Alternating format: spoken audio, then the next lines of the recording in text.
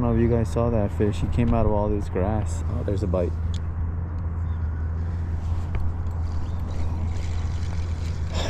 I just saw that fish run out there. Yeah, this is the guy that I saw right now.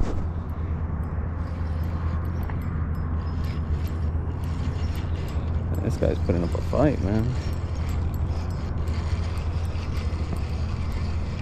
Yeah, this is the guy that I just saw right now. Oh, he just came off, guys.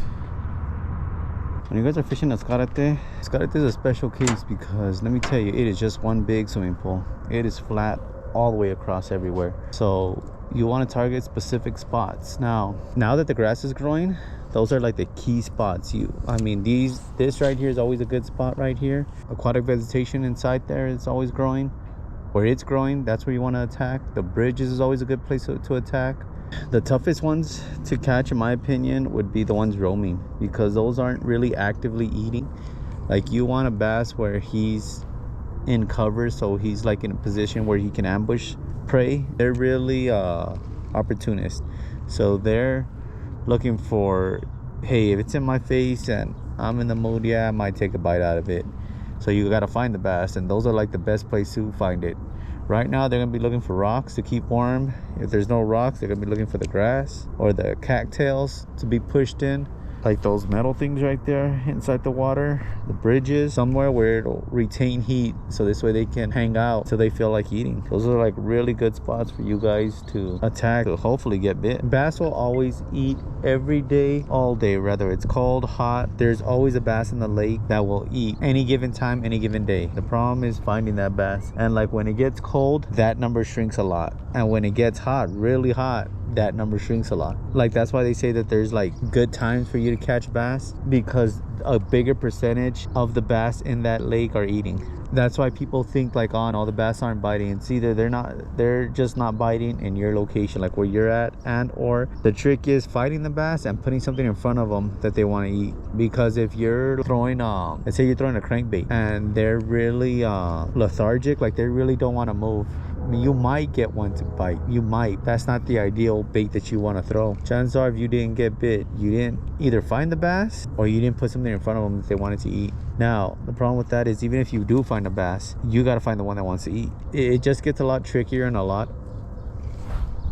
something bit it and I pulled it out of its mouth. It gets trickier when you when it does get hot, when it does get really cold, because you really got to dial in on what they're eating. It's not like you're gonna catch a lot of fish, I'm gonna be honest with you, not when it's really cold and not when it's really hot, because the percentage of fish eating is gonna drop a lot. So something to think about, especially if you're new to bass fishing. And that's why people don't like fishing dead of winter or also in the middle of summer when it's extremely hot, because fishing gets really tough. What it is they want and where are the ones that are actively eating or willing to eat, not actively but willing to eat.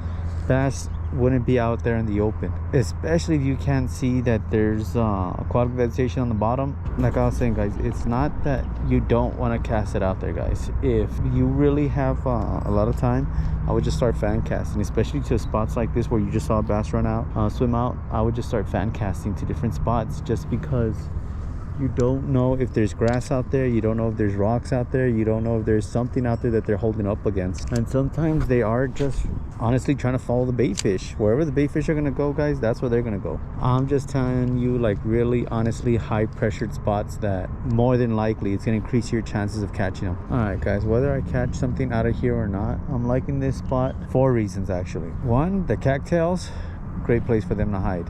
Two, I can see grass all right here, all under the water. Three, there's a bunch of rocks around here. And four, shade. Those are four things that bass will always look for. It doesn't matter if it's winter. That's not why bass are in the shade. It's not to get away from the sun or from the cold. Bass are in the shade because they're honestly looking for, I don't know if you've ever seen a bass, like their back, how dark it is. So they really blend into shadows. That's why they like the shadows. So if they can't find something like, let's say, that's why they're under docks, because of the shadow they cast. And then on top of that, like the warmth of it. But like if there's grass over there right here where this the shadow of this tree is, that's where they'd probably be hiding, just because not only do they get cover from the grass, they'll get cover from that tree. So this is a good area to start. Now I don't know if the bass are here, I don't know if they're eating around here, but This is a good spot where I'm telling you, where the percentage of you catching a bass or the bass hanging out around here is really high. Now, whether or not I'm gonna catch one, well, that's a different story. Any luck, bro? Nah, you? I just got here. Yeah? And then my son caught this little bass the other day. Your all-time famous wacky worm. He threw that, then he caught that little bad boy. God bless you, eh? Yeah, God bless, Happy holidays, brother. man. Yeah, happy holidays, brother. Yeah, tight lines, eh? Yes, Yeah, sir. hey, Yes, sir. Edward. Yeah, okay. Edward Flores, man. All right, brother. Appreciate Yeah, it, brother. yeah. God bless, brother. Eh? All right. That's gonna be it for me, y'all. That was a pretty good day. Hopefully the sun's not in your guys' way. You walk sideways. Yo, huge shout out to Edward. I ran into Martin the other day, man. Are you the guy from YouTube? Yeah, Envy. Yeah. Hey. Oh man, nice to meet you, bro. Nice to meet you. What's your name? Martin. Martin. I follow you. I saw your videos and I'm like, you know what? I'm gonna give it a try, man. This guy makes it look easy. I really wish it was that easy, but yeah. Yo, thank you so much for watching, It's man. nice talking to you, man. I'll let you get back to Yes, fishing. sir. Nice meeting you, man. Nice meeting you I'm gonna too, keep brother. watching your videos. Thank you, man. Thank you so Thanks. much, man. Appreciate it, Thanks, man. You have a good one, man. Shout out to you guys. Yo, appreciate you guys hitting me up on the water, man. Love seeing it. Love hearing that you guys love the content, constantly watching the content. Man, thank you guys so much, man. I really appreciate it. Can't tell you guys how much it means to me, man. But yeah, today I just caught one, but like I said, guys, I figured it's gonna be really slow.